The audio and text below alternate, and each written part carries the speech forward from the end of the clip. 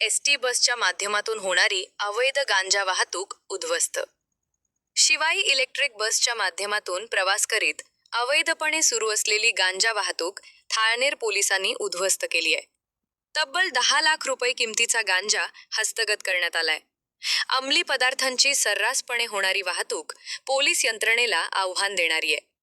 Electric ST बसच्या माध्यमातून प्रवास करीत बेकायदेशीरपणे गांजाची वाहतूक केली जात असल्याची माहिती प्राप्त होताच थाळनेर पोलिसांनी हिसाळे ते शिरपूर प्रवास करणाऱ्या संशयित इलेक्ट्रिक बसची तपासणी केली असता त्यातून 10 लाख रुपये किमतीचा गांजा वाहतूक होत असल्याचे स्पष्ट झाले. थाळनेर पोलिसांनी अवैध गांजा वाहतूक उद्ध्वस्त केली असून तब्बल 10 लाख रुपये किमतीचा गांजा हस्तगत केलाय.